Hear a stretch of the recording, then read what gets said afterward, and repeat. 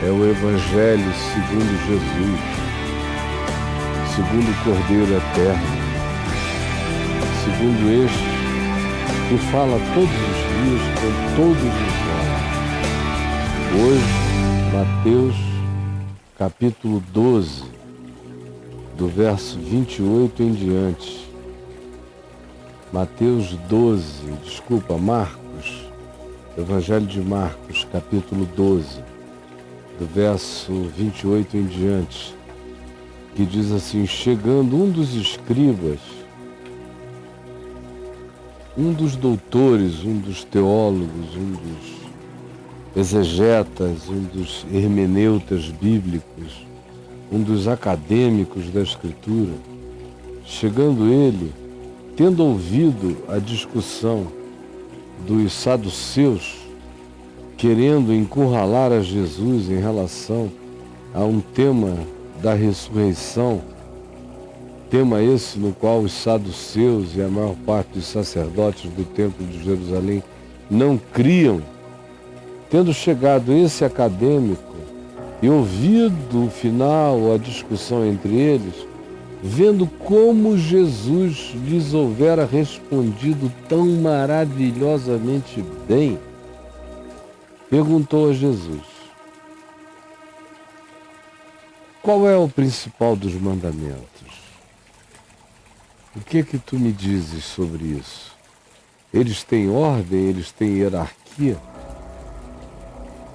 Respondeu Jesus então: o principal mandamento é aquele que diz: ouve, ó Israel, o Senhor nosso Deus é um só, é o único Senhor.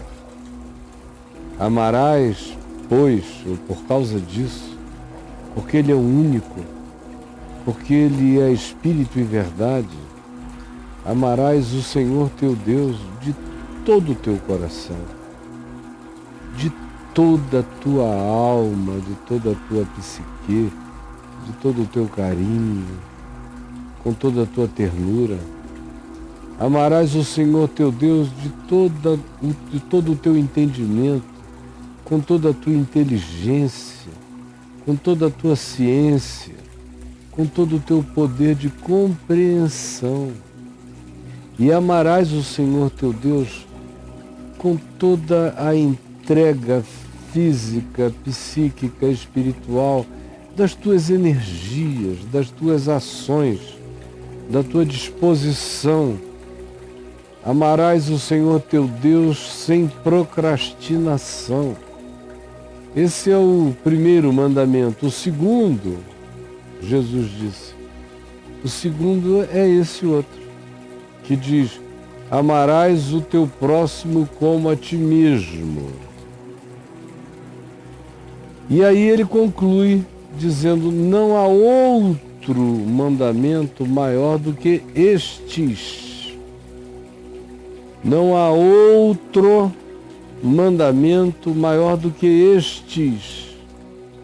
Ele fez com que amar a Deus de todo o coração, de toda a alma, de todo entendimento, de toda a força, se fundisse com o mandamento de amar ao próximo como a si mesmo. Ele fundiu ao dizer que não há outro. Ele não disse não há outros, mas sim não há outro mandamento. É um só. Maior do que estes dois, que são um só, porque não existe meio de você genuinamente amar a Deus a não ser amando-o no seu próximo. Não existe meio. Não adianta você dizer eu amo a Deus, mas eu odeio os seres humanos. Eu amo a Deus, mas eu não suporto gente. Eu amo a Deus, mas eu odeio a natureza, a criação. Eu amo a Deus, mas eu detesto tudo que Ele fez. Eu amo a Deus e eu sei que eu amo porque eu canto para Deus. Eu amo a Deus porque eu grito, eu rodo, eu danço para Deus. Eu amo a Deus porque eu decoro as lições do catecismo.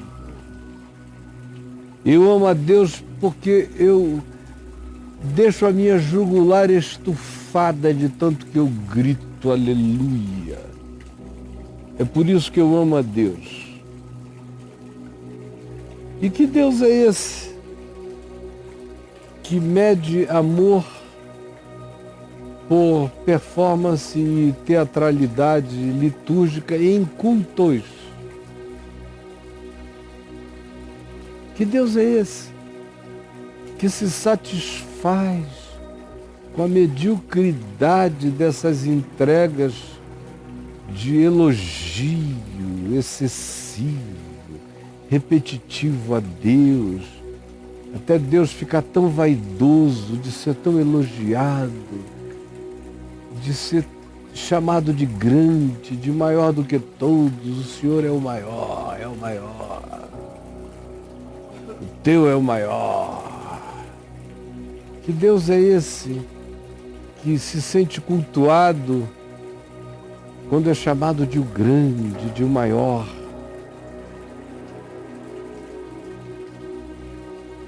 O fato é que Jesus não conhecia essa dualidade entre amar a Deus de um lado e amar ao próximo do outro. Era uma dualidade que Jesus não conhecia. Jesus ensinou, e o Evangelho repete e repete e repete, que Deus decidiu só aceitar amor nas minhas manifestações legítimas e genuínas de amor ao meu próximo. Foi assim, contudo. É o samaritano, o bom samaritano, que oferece o culto verdadeiro a Deus, porque socorre aquele que estava caído à beira do caminho. Enquanto os que diziam que amavam a Deus de todo o coração, de toda a alma, de todo o entendimento, a saber, o sacerdote e o levita, desviaram o caminho e passaram batidos. Mas aquele que não tinha nenhuma declaração, nem de fé, nem de doutrinação, nem de teologia, nem de dogma, nem de compreensão, sabia uma coisa, que a única coisa que importava naquela circunstância era levantar o ser humano que estava esfolado, assaltado, arrebentado e quebrado, e que fazer isso sem medir esforços era a grande atitude que ele podia ter na vida, e ele não estava nem pensando em Deus, nem em se tornar santo, nem em ter uma oração ouvida, absolutamente nada. Ele estava fazendo aquilo apenas por causa do ser humano, por causa dele no outro. Amarás o teu próximo como a ti mesmo. Era assim que eu queria que me tratassem, é assim que eu vou tratar o outro. E Jesus funde o amor a Deus e o amor ao próximo como a si mesmo num único mandamento, dizendo: não há outro mandamento maior do que estes, que se não forem complementares, não são nada. Esses mandamentos, que se não forem complementares, não são nada. Se eu não amar a Deus amando o meu próximo, isso de nada me aproveitará. É como bronze que soa, é como símbolo que retine. Se eu não amar a Deus tratando da vida com verdade e justiça, com deliberação e decisão do bem mesmo, eu posso passar o dia inteiro de joelhos e eu não estarei adorando a Deus, nem louvando a Deus, e muito menos amando a Deus, Porque Jesus disse que Ele quer ser amado no amor que eu tenho por aquele que, tendo fome, eu dei de comer, de beber, que eu dei de comer, eu tendo sede, eu dei de beber, estando nu, eu vesti, estando aflito, eu confortei, estando desassistido, eu assisti. Jesus disse: esse é o amor que vence o juízo, que silencia todos os julgamentos, é esse amor. Amar a Deus é amar o próximo. Quem ama o próximo ama a Deus. Quem não ama ao próximo, por mais que viva em carolices beatas, não ama a Deus. O apóstolo João chegou ao fim da vida com uma convicção absoluta a esse respeito, dizendo que aquele que diz que ama a Deus, ame a seu irmão. Porque se alguém diz que ama a Deus e não ama seu irmão, é mentiroso. Está na primeira epístola de João, está aqui. Não é invenção minha, não é teologia minha, é evangelho. Explicitado nessa sutileza da conclusão de Jesus, que diz: ama o Senhor teu Deus com tudo que tu tens, ama teu próximo como a ti mesmo. Não há outro mandamento maior do que estes, que estão em paridade e em equivalência, porque eles não existem em dualidade. Eles não existem de maneira dicótoma, separados. Eles não existem a não ser um no outro. Um no outro. Porque a única maneira que eu tenho de amar a Deus é manifestar amor, verdade, justiça, bondade, longanimidade, fidelidade, mansidão, domínio próximo, pelo meu próximo. Não adianta eu dizer: esse aqui não é meu próximo. Todos os que não são você são o seu próximo. Você pergunta: quem é o meu próximo, cara? O teu próximo é todo aquele que não é você. Não importa a distância, nem as diferenças, nem as desavenças, nem os dogmas de separação. Não importa, o teu próximo é o outro que não és tu, a quem tu deves amar como a ti mesmo. Não significa gostar de quem não é gostável, não significa ser cúmplice daquele que faz coisas erradas, não significa apoiar aquele que usaria seu apoio para desapoiar outros, não significa ter que gostar do indivíduo que é odiável. Amar ao próximo como a mim mesmo é desejar a ele aquilo que eu desejaria que de bom acontecesse a mim.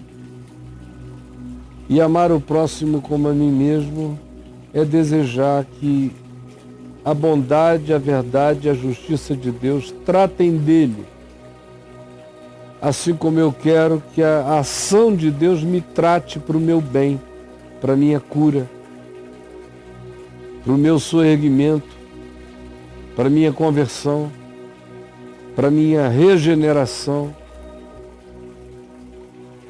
Amar o meu próximo, sabendo quem ele é, começa sabendo que ele é todo outro ser humano que não sou eu, a quem eu desejo todo o bem, toda a verdade, toda a justiça e toda a disciplina que eu desejaria que acontecesse comigo.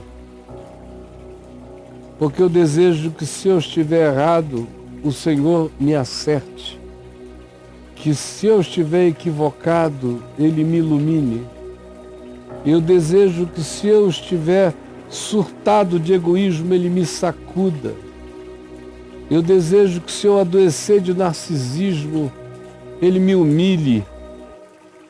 Eu desejo que, se a minha boca se encher de mentira contra o próximo, Ele me traga à luz com a vergonha dos mentirosos quando eu estou errado. Assim como eu desejo que Ele seja bondoso e misericordioso para comigo sempre, e que bondade e misericórdia me sigam por todos os dias da minha vida. E eu desejo isto a todos aqueles que estejam vivendo, buscando em primeiro lugar o reino de Deus e sua justiça. Assim como eu aprendi a amar o próximo que não me ama, que me odeia, que me detesta, que me abomina, que fala mal de mim, que me blasfema de mim. Eu aprendi a orar por ele. Aprendi a abençoá-lo todas as vezes que eu sei que ele me persegue. Eu devolvo a perseguição com bênção, pedindo a Deus que tenha compaixão dele. Aprendi e aprendo todo dia, crescendo. Sou um ser relativo, mas todo dia eu aprendo um pouco mais. Porque eu sei que se eu quiser ter alguma coisa com Deus, eu tenho que ter alguma coisa com meu irmão. E eu aprendi uma outra coisa, que a disposição de Deus para comigo é equivalente à minha disposição em relação ao meu irmão. Eu aprendi que o perdão de Deus para comigo é equivalente à minha disposição de perdoar o meu próximo. Eu aprendi que a misericórdia que eu recebo é equivalente à misericórdia que eu aplico, que eu estendo, que eu ofereço. Eu aprendi que é assim na terra como no céu, em todas as coisas. Por isso, se eu digo que amo a Deus no céu, que eu ame ao meu irmão na terra, porque esse mandamento é um só. E não há ninguém que vá conseguir separá-lo. E toda tentativa de dizer que uma coisa é possível sem a outra é engano, é mentira, é anti-evangelho, é blasfêmia contra a verdade de Deus. Senhor Jesus, aplica agora a tua palavra a todos os que a estão ouvindo agora. É o que eu te peço, que tu faças isso de maneira poderosa. É um conceito tão repetido, especialmente por mim, mas eu peço que ele machuque, que ele incomode, que ele perturbe, que ele traga desconforto, que ele desassossegue os corações acomodados, cínicos, autojustificados, e que ouvem e nunca chegam ao pleno conhecimento da verdade. Acorda-os agora, acorda-os hoje, acorda-os já. É o que eu te peço, em nome de Jesus. Amém.